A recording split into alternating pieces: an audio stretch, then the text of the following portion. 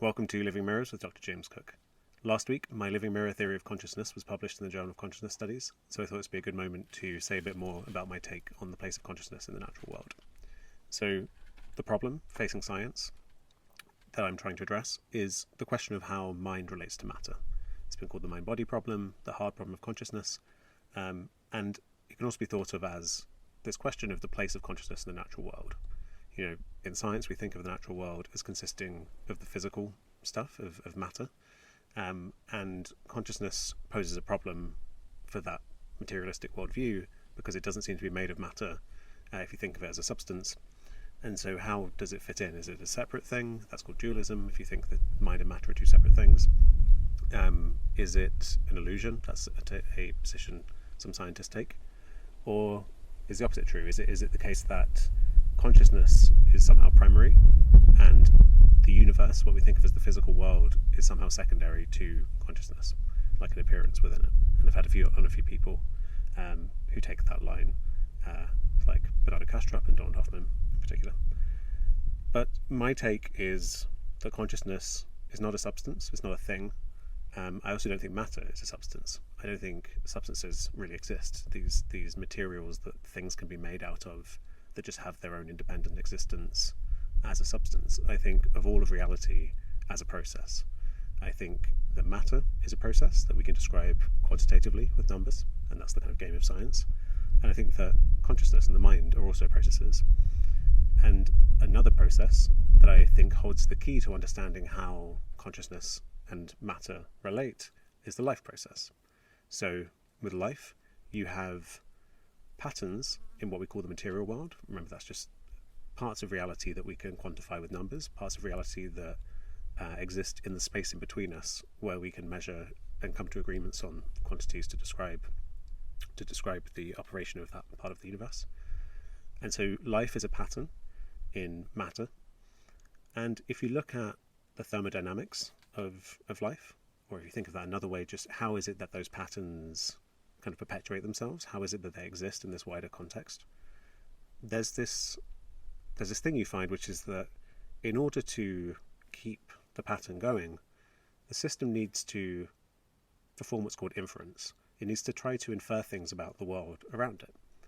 And so if you're going to exist as a living system, as a life form that perpetuates its form in a universe that's kind of falling apart, this is second law of thermodynamics, if you're going to do that, you need to be a bounded system. This is why cells have membranes and we have skin.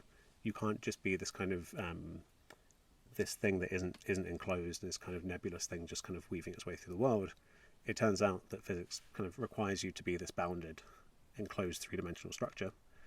And in order to maintain that structure, the insides of the system need to act in such a way as to infer things about the world around the system. So now, this is my theory, is that this is why consciousness exists. I think that consciousness exists equally in every living system, in single cells, through to us, through to plants. It would be wildly different, the kind of contents, but the fact that the system is having an experience of a world around it, I think exists in all living systems. And that's something that I wanted to talk about, is that the problem with consciousness, the problem with thinking about consciousness philosophically or scientifically, is that it's private. You know, all I know as a fact is my consciousness. I don't know that you're conscious. I don't know that any other humans are. This is the problem of solipsism. But most of us are willing to grant, if we're going to try and make progress here, we're willing to grant that other humans are probably conscious because they're so similar to systems like me. And then we might think, okay, maybe great apes are conscious, maybe dogs are. But then this kind of reasoning by analogy starts to break down, and we can't really say, well, are fish conscious? Are insects conscious? Is a jellyfish conscious? And yeah, we can't make progress that way. But we always need to use our intuition ultimately to cash out any good theory of consciousness. You know, I can say I think all plants are conscious, all life forms are conscious, and the way most people, the way we all have to evaluate that. I mean, you can look at the science I'm appealing to when I spoke earlier about the thermodynamics of life and see if you find that convincing. But ultimately, you're going to have to say, well, is it reasonable to think that a plant can have an experience? Which is what we're talking about, just to clarify. Consciousness is not thought, it's not self-awareness, it's not complex, thinking, but it's just experience. It's having it's having a kind of qualitative experience. This is to differentiate consciousness from matter. I said matter is the kind of the parts of this process of reality that can be quantified, that exist in between us, and we can kind of come up with measurements for and quantities to measure them. But consciousness exists privately, and if I have an experience of finding food appetizing versus revolting, you can't put a unit on that. I'm integrating a whole bunch of different information around the kind of calorie content and the nutritional content, whether it might be poisonous to me. All of those things get aggregated into a measure of how appealing versus unappealing the food is to me. And so that complex statistical pattern of the quality of the food is qualitative. I just refer to it as the quality of the food, right? We can't say it has 3 units of good quality, right? That's not how qualities work.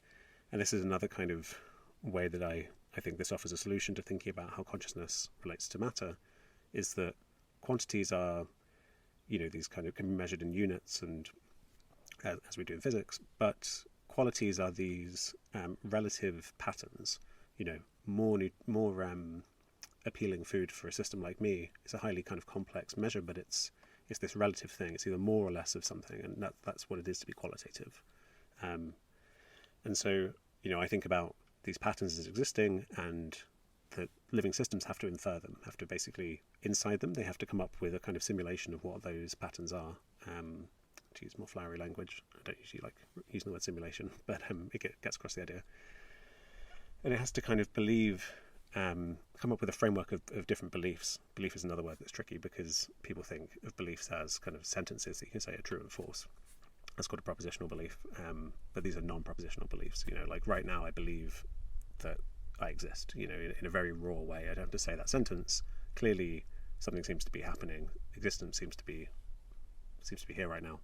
And so that's kind of active perception, is just perceiving existence. So it's that kind of very non-verbal, raw belief that I'm referring to here. So that was a bit of a tangent. To get back to this question of, we have to use our intuitions to cash out any theory of consciousness. If we're going to agree if what I'm saying is absolute nonsense or if it's plausible, we would have to agree, well, is it reasonable to say that plants are conscious? And I think, if you take something like individual cells in our body being conscious, before I came up with this theory, I never would have suspected that they are. Now I believe they are, because it kind of falls out of the theory. I'm convinced by looking at it kind of on paper, scientifically, but ultimately I have to say, well, is that reasonable? Is that just a crazy thing to think? It does sound kind of crazy, but then I have to remind myself that the majority of cells in my body are not human cells, they're bacterial cells, and that we're part of this evolved family of organisms where we're descended from the same thing as a banana, and that science kind of tells us all this kind of crazy stuff. And so I ultimately have to kind of think, well, it does seem plausible. It seems reasonable to me to think that a skin cell might have some feeling tone as to what it feels like to resist thermodynamic equilibrium, to keep itself together. So you can see here why, unlike kind of other theories in science where you can just measure the outcomes of experiments, you can't measure the consciousness of a banana, of a cell. I don't think a whole banana actually would have consciousness in that way. It depends on how the system aggregates, but that's another for another episode maybe. But so take a single cell, we can't test if that cell is conscious. We can't test if it has an internal experience of the world. But so we have to use our intuition at some point. Now, the reason this is relevant is because different cultures and different people at different times have wildly varying intuitions as to what systems are conscious. In the kind of deep past of humanity, it seems that across kind of time and space, humans tended towards animism. They thought that the processes in nature that animate the world, that had to do with life and movement, that was something to do with the mind as well. And so they believed, they might use words like spirits, but there's this animating force that it relates both to the mind and to the operation of the physical world. Now, that's very close to what I'm arguing. I'm saying it's restricted to living systems. I think there are probably some animists who would think that rivers are conscious. I'm saying they're not. But there's a similar way of thinking here. But the key point is that if you can believe that a river has an internal experience of a world, it has some mental faculty, you can see that there's a range of different intuitions humans can have. And in the West, and spreading globally, we now have this kind of legacy of thinking that comes out of, in human history, a very recent development over the last few thousand years of kind of Judeo-Christian Abrahamic religions that tend to see humans as separate from nature and kind of elevated above nature. And initially, we go from humans tending to have these kind of animistic beliefs where we're kind of just another part of nature and we're equal to these other organisms and plants and animals, and we're just another thing existing in this ecosystem. But then there seems to be these cultures of kind of, with the emergence of civilization, we start to kind of try to dominate nature, and we see ourselves as apart from it, and we tell ourselves that nature is actually just some dumb machine. This is kind of fast forwarding to a few hundred years ago, with people like Descartes. The idea is that, and actually, jumping around in time, but Aristotle as well had this idea that we have these kinds of rational souls that are elevated above all the kind of more lowly souls of vegetables and animals. And so, when they're using the word soul, we can think of them as referring to the mind. The word psyche is used in ancient Greek to refer to, you can translate it as soul or mind. Interestingly, a lot of different words like spirit and pneuma in ancient Greek, both refer to the mind, but also to the kind of animating force of the life process. So there seems to be this kind of recognition of a similar perspective to what I'm arguing here, that life and consciousness are intrinsically related. I should also clarify that I'm not arguing there is some elan vital, some special life force that gives life, gives certain systems life, but there is a unique phenomenon of self-propagation, keeping oneself together, that we don't see in rocks or other systems. So there is a pattern, a process, a phenomenon that does exist in life. So that's what I'm referring to when I'm talking about life process, nothing non-scientific. So we have this, we're still living in this legacy of Aristotle, Descartes, and Christian thinking, by and large, in Western science, where we initially think we're separate from nature. We have these souls, these again, equating with our mental faculty, that the essence of who I am is this immaterial thing that will survive death, perhaps. And what's happening here is a split is emerging. You've got the process of the whole world, the process of nature, and I'm saying spread all through that is consciousness. But then you have this feeling of, well, actually, we want to believe that nature is this dumb, mechanical thing that we have no ethical obligation to. We can dominate it, we can own it. We don't have to empathize with it. It's nothing like us. It's just this stupid machine. And when you do that, you say, well, we have this extra magical ingredient. You're now taking consciousness out of the natural world and saying, you're elevating it to the heavens and saying, it's this divine thing that humans have. And you can see this is kind of related to, before civilization, we're living alongside other creatures, and like all organisms, there's this kind of nagging fear of death and fear of being killed by other organisms.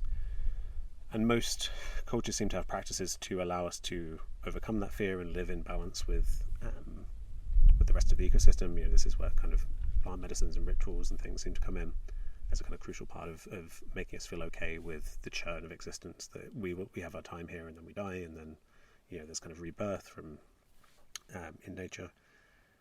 But there seems to, my thinking is that there was this kind of, with civilization, there's this tendency towards alienation and trauma that comes along with that. You're no longer kind of keeping yourself grounded with the rhythms of nature and being okay with your own death. There's the part of us that is afraid of death dominates, and we say, no, screw that, I don't want to die. I'm going to do whatever I can to dominate nature. And we see civilizations emerge in these deeply hierarchical ways. So we see a kind of lack of empathy and a willingness to control and enslave other people. And so that's how I see the last several thousand years of human history, that we now exist in a very weird situation where we stumbled down some kind of collective insanity that we now have, where we're charging along this kind of traumatized, dissociated way of being, where we just need to control everything because we can't face the scariness of just being an organism that will die. And so I think collectively that's at the root of all this for us. And then we have wars, and we can't ground ourselves, we can't come back into a healthy rhythm with nature and just get our nervous systems back kind of grounded again. So we pass this on, and it just kind of accelerates this process. And so I think that mindset is what leads to this dissociated view of consciousness as this disembodied soul that's separate from the natural world. My body is this lowly machine, and you see all this kind of language around it being, the material is lowly, but you have the mind and the soul, and this way of thinking about it as this elevated thing that will survive all this kind of horrible, lowly, scary stuff of trauma and death. So I think this way of thinking has been passed on generation after generation to where we are today, where it's kind of just, in the conversations we have, it's taken for granted that any explanation for consciousness will have to explain our specialness, will have to justify our alienation, explain why it's okay that we feel so separate from the rest of the world. And unfortunately, I think the punchline is it will show us where we've gone wrong. It will show us that actually that's not a good avenue to go down. We're not truly separate and special, and it won't turn out that we can pat ourselves on the back that we've dominated nature in the way we have. It was a kind of an avenue that's had lots of benefits, obviously. I wouldn't advocate for rolling back, going back to some kind of state before civilization. But what I would advocate for is an appreciation of our thinking around our place in nature as being deeply traumatized and deeply unwilling to see that we are the same as everything else in nature. So you have this kind of dissociated way of thinking about consciousness where we're thinking of it as this thing that's separate from the rest of the world. And this is very similar to, in terms of catching out human exceptionalism, very similar to the idea that we have these divine souls, and that we're fundamentally separate from the rest of the animal kingdom, which was kind of demolished by Darwin, and the animal kingdom part in particular. But the soul idea still kind of lingers on in the idea that only humans are conscious. And then we also have, the idea that we're at the center of the universe before Copernicus and Galileo. And I think consciousness is the last holdout of this desire to justify why we feel so separate. And it's easy. It's a kind of perfect refuge for it, because you can't disprove it by just having conversations about it. I can't show you a bee's consciousness. So because it's private, you can get away with it, really, and convince yourself that only humans have this thing. But I think the punchline is that consciousness is not this elevated thing that's to do with complex human brains that have this kind of sophisticated processing that allows us to be self-aware and have language and all of this stuff, which is a lot of this kind of complexity is spoken about when people talk about consciousness. But really what it is, as far as I can see, is it's feeling. It's the most basic way that we have of navigating the world. Before language evolved, before anything, if you have a worm that's navigating towards nutritious, like nutrients in the soil, or away from danger, it's feeling its way out. And that's the basic, way of thinking about consciousness in this view. And this isn't controversial, actually. Consciousness is feeling. It's qualitative experience. It's an experience, but it's not thought. It's not self-reflection. And I think a part of the reason it can be hard to see consciousness this way is because on an individual level, it can become this kind of refuge for human specialness in the way that I was saying at a societal level. And there's this thing that happens where you're having an experience, like right now, there's kind of, I'm sensing the world and it's kind of happening moment by moment. And then I build models of the world, not intentionally, but it just kind of effortlessly happens. You label things. I think that I'm looking at a tree, and the sky, and suddenly you go from direct immediate experience to a story. And what happens in that is that there's always some kind of lag from the experience to the story you tell. And then those stories can become incredibly complicated, and that's what we call philosophy and science, and we come up with theories, and the stories always lag behind experience. And so one way of thinking about the difficulty in closing this loop of trying to explain consciousness is that you can never fully explain away experience that's happening right now with a story that's now falling into the past.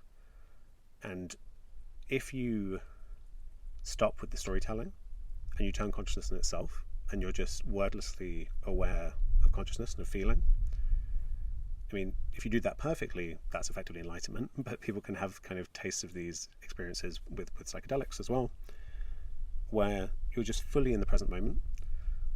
And what often happens then, people have this on meditation retreats as well, is because you're no longer doing, you're no longer in a mode of kind of striving and acting and doing this thing where there's experience and there's the model of it, and you're kind of corkscrewing into the future. But instead you turn in on yourself, and if you're just being, for many people, there's cathartic release of emotional buildup of traumatic material. So people on meditation retreats can start having kind of can have kind of traumatic flashbacks, and just triggering from this process of coming into the present moment.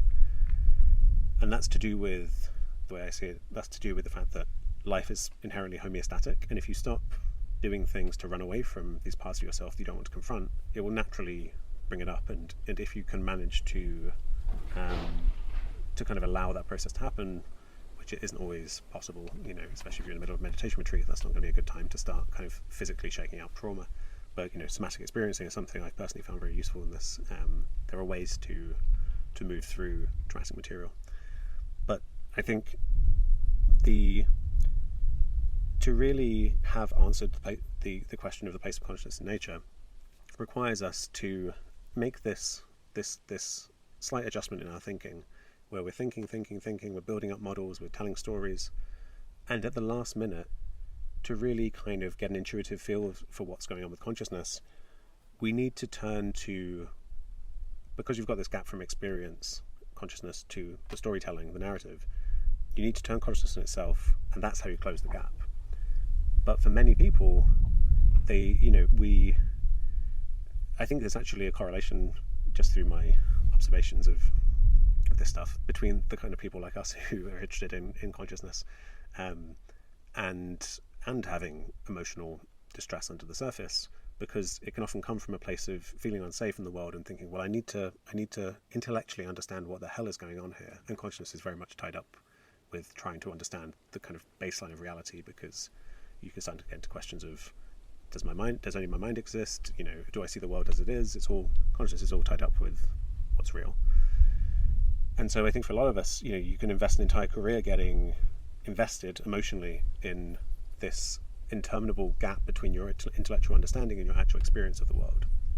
So if you just have that wordless, intuitive knowing of turning consciousness in itself, then you realize all of these feelings in your body, which you've been telling yourself stories about, that it's like, oh, this is just neck tension, it's just physical. Suddenly, if you could do that fully, there would be a gigantic emotional release. And so I think it's far easier to say, no, consciousness isn't about that. Under the surface, we'll just be thinking, no, consciousness has got to be about something that will make me feel like it's the kind of holy grail of why humans are great and all this stuff. So that's how I see why I'm kind of an outlier in how people think about consciousness, in that I don't know anyone else who's arguing that every life form, from bacteria to plants to us, are conscious. There are lots of people, there's a pocket of people arguing plants are conscious, but yeah, and I mean, it's fascinating to me as well that people tend to not stop where I stopped in the story of where consciousness fits in the natural world. You've got people who will argue at one extreme that individual particles are conscious, with panpsychism, the idea that, or maybe the whole universe is conscious. There are different ways of thinking about this, but matter and mind are two sides of the same coin.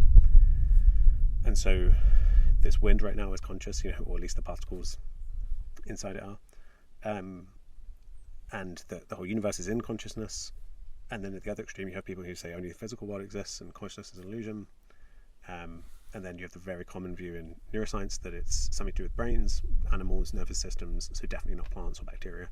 And within animals, probably mammals, probably higher mammals, probably not insects. Like this is the vibe that in conversation people tends to be where people are at thinking about this stuff. And it's actually worth saying that it's kind of funny that I'm a neuroscientist and my theory is nothing to do with brains in the first instance. You can then say why brains are associated with consciousness, why they are a highly specialized organ for doing the process, doing a key part of the process that I'm talking about. You have systems that need to integrate information, sensory information in order to act in the world and construct beliefs about the world. And a single cell can do that. I think plant cells can do that, but human brains obviously do that really, really well. And I think the way I think about brains is as an organ for this process of self-preservation and survival. So that's why in a human, you will see strong correlations between brain activity and conscious states, because in this loop from the world outside through the organism inside back to the outside again, because it's this systems view where you've got the organism interacting with its environment. You can't just zoom in on the brain and say, why is this brain conscious? You have to look at the whole thing, not even just the body of the organism, but even the environment. This is why I call it the living mirror theory, because I think the idea of a reflection is really useful, because you can't understand the patterns in a reflection just by looking at a mirror at the surface. You need to understand the patterning of the photons coming from the room and the whole picture. But you have this process, and if you were to remove any part of it, you wouldn't be conscious anymore. If you just had my brain and you took away my body, the brain wouldn't be conscious anymore. If you took away the environment, the system wouldn't be conscious anymore. I shouldn't say the brain is conscious, I should say the system is, or the system coupled with its environment. But so it does explain why brains show this kind of correlation and why they are a key part in this network, this process that loops through the organism. It's why if you stimulate the brain, it will change contents of consciousness. And you can think about the patterns that occur in consciousness, the contents, as being tightly linked to brains and to, but can equally be performed by chemical cascades in cells. It's the whole picture that needs to be understood to understand why consciousness exists. Is what I'm arguing. So I'll leave it there for today. I'll put a link to the paper in the description if anyone wants to actually read the thing in detail. Thank you for listening.